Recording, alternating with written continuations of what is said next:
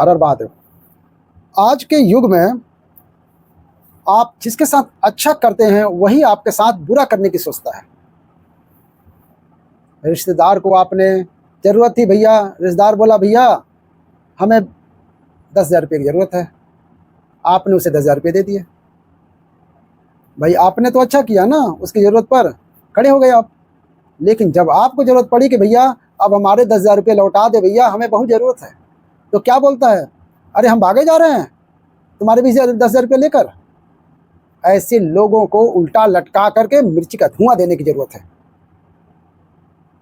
पैसा ले लिया और जिसने तेरे दुख में खड़े होकर तेरा सपोर्ट किया, कुत्ता भी इतना गद्दार नहीं है जितना आदमी आज गद्दार है। कुत्ता भी एक रोटी खाता है ना तो चौकीदारी करता है। आजकल का आदमी, तुम किसी के मुसीबत में खड़े हो जाओ, 10-20 हज़ार की ज़रूरत है, चलो दे देते हैं, इसका काम बन जाए, वो लौटाता ही नहीं है। इतना बेईमान हो गया है ज़माना। इसलिए आपको मैं एक बात कहूँ, पैसे का लेन देन मत करो दुनिया के साथ। ज़माना अब देने लेने लायक रह ही नहीं गया पैसा। क्यों जी, बात सही है। बोल दिया करो भैया, जो लोग देते हैं कर्जा वो गुंडे लोग होते हैं, जो 10% 20% पर देते हैं, उनसे जाके मांग लो, उनका कोई नहीं खा पाता है, क्योंकि वो डंडा लेकर घूमते हैं। तुम्हारा कोई, तुम 10,000 5,000 दो, लौटेगा इसकी गारंटी नहीं है। इसलिए मैं आपको एक बात कहूँ, अपना भला चाहते हो तो कर्जा देना बंद कर दो, पैसा बांटना बंद कर दो। बात सही है। क्योंकि अगर आपको देना है तो ऐसे स्वभाव से दो कि वो वापस नहीं आएगा। क्योंकि आजकल आदमी इतना बेईमान हो गया है कि पैसा ले करके फिर भूल जाता है, ईमानदार नहीं रहा। ये बात सही है कि गलत है? बोलो। आप लोग सिर नहीं हिला रहे हो, मतलब आप लोग भी किसी का लेकर बैठे हुए हो। लिया हो तो दे देना, किसी का 1 रुपया मत खाना। यदि तुम किसी का 1 रुपया लेकर मर गए तो अगले जन्म में उसके घर का कुत्ता बन के आना पड़ेगा, तुम्हें चुकाना तो पड़ेगा। ईश्वर के घर देर है अंधेर नहीं है। आपका पैसा कोई खा कर मर रहा है, मर गया अगर तो मर जाएगा, अगले जन्म में तुम्हारे घर का कुत्ता बनकर आएगा वो। इसलिए कुत्ता ईमानदार होता है। कुत्ते को पता है कि पिछले जन्म में खाए थे तो कुत्ता बने, अब तो भैया 1 रोटी भी खाओ तो चुकाओ। इसलिए रोटी का भी कुत्ता मोल चुकाता है, क्योंकि वो गुजर चुका है, उसे पता है कि हम बेईमानी करके कुत्ता बने हैं। इसलिए किसी का 1 रुपया, मैं कहता हूँ 1 रुपया का लेन देन मत रखो किसी के साथ। रिश्ता भाई भाई का, हिसाब पाई पाई का।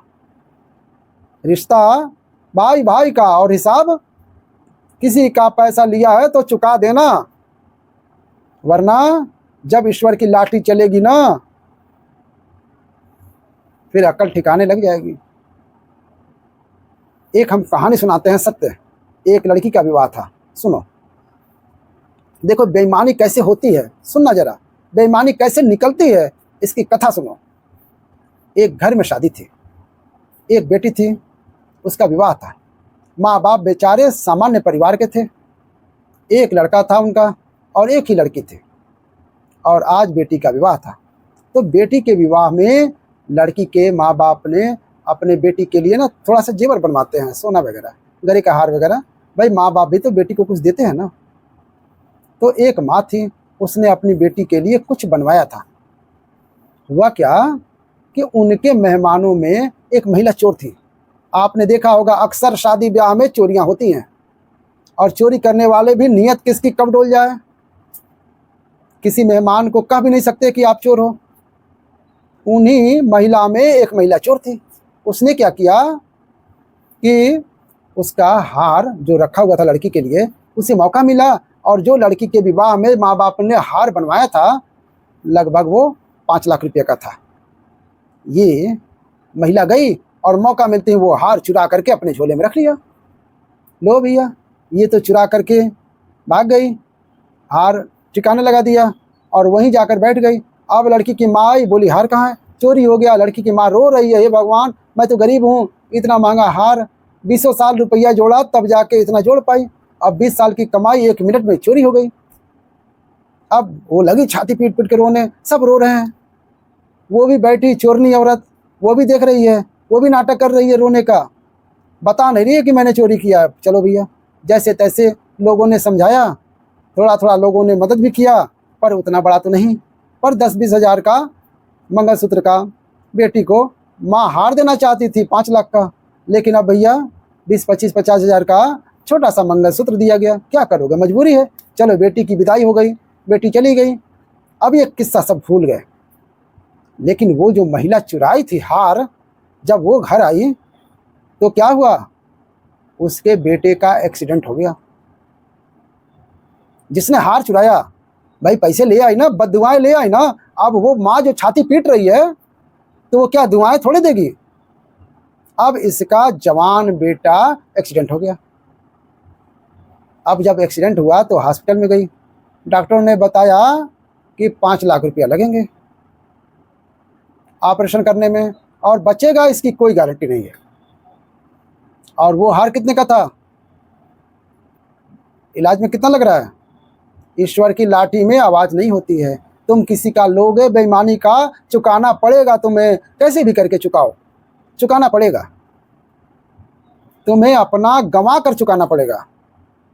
इसलिए कहता हूं लाख पड़ा हो किसी का मत उठाना, लाख पड़ा हो मत उठाना।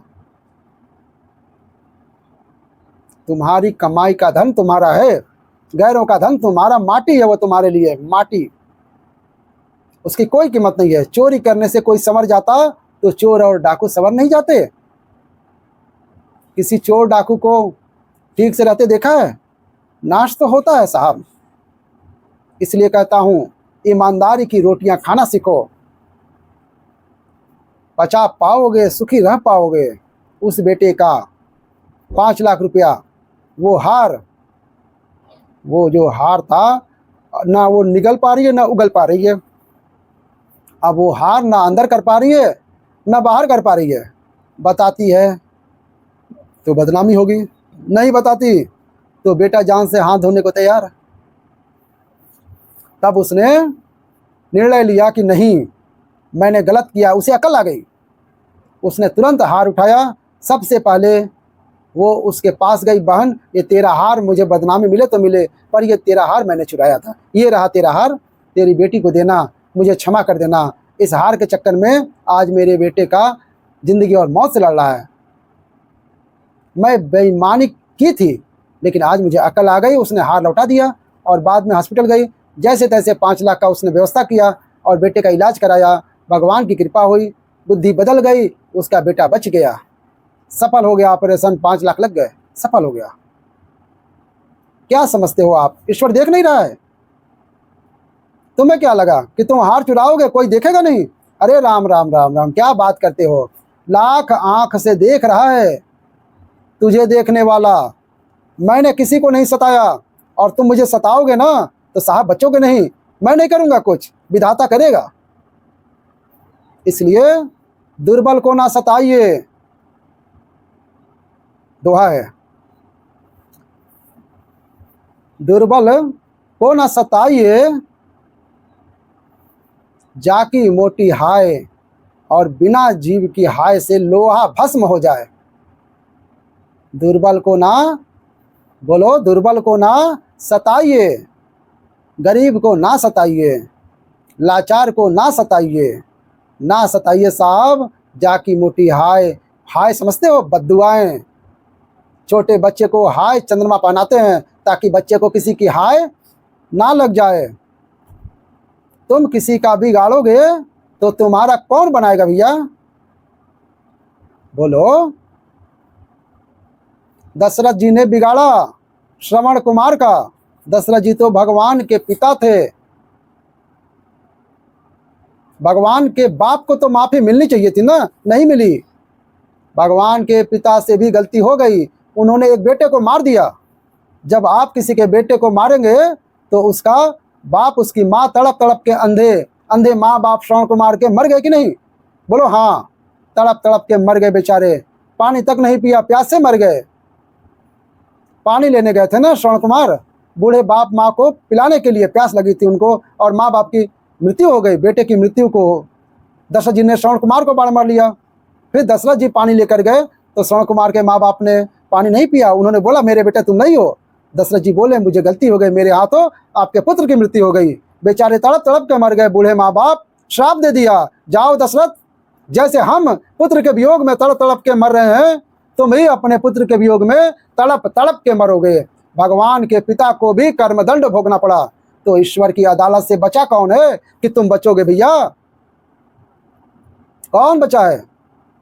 तुम किस गर्मी में घूम रहे हो, किस अकड़ में हो? इसलिए साहब इंसान बनो रे बाबा। अकड़ किसकी चली है कि तुम्हारी चलेगी? राज राजे रहे ना वो रानी रही, ना बुढ़ापा रहा ना जवानी रही, अंत में लखपति को ना ढेला जुड़ा, हंस जब भी उड़ा तो अकेला उड़ा। रावण की अकड़ चली क्या कि तुम्हारी चलेगी? इसलिए बिना जीव की हाय से तुम जीभ काट लो, किसी की जिह्वा काट लो तो उसकी जिह्वा तो नहीं, बिना जीभ की हाय से यानी जिह्वा भी नहीं होगी तो हाय जो अंदर से निकलेगी लोहा भस्म हो जाए। तुम तो इंसान हो, हाय लग जाए तो लोहा भस्म हो जाए तो इंसान तो राख हो जाएगा। सीता माँ की हाय लगी तो सोने की लंका भस्म हो गई कि नहीं?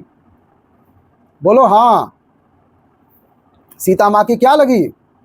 भाई आप किसी की पत्नी को चुरा लाओ, उसके पति से दूर कर दो, सोचो कि सीता माँ कितना रोई बेचारी, कितना दुख हुआ उनको कि मुझे राम से दूर कर दिया इस दुष्ट रावण ने। तो लंका में बैठी बैठी सीता माता कोई दुआएं थोड़ी दे रही हैं रावण को। अरे वो तो रोम रोम से तो बदुआएं निकलेगी। वही ना, लंका जल गई रावण की सोने की, नहीं जल गई? फिर इसलिए संभल करके बोला करो, संभल करके हाथ पांव चलाया करो, संभल करके काम किया करो। पता नहीं हमसे ऐसी कौन सी गलती हो जाए कि सामने वाले के भीतर से बददुआ निकल जाए। दुआएं कमाओ साहब। हम कोशिश करते हैं कि दुआएं सबकी मिले, हम दुआएं तो कमाते हैं। कोई भी आए सामने उसकी सेवा करेंगे। कोई बता दे हमने किसी का कुछ बिगाड़ा हो? आप दुआएं कमाओ। मैंने कभी किसी का कुछ नहीं बिगाड़ा। कोई है जो सामने बता दे कि मैंने किसी का कुछ बिगाड़ा हो?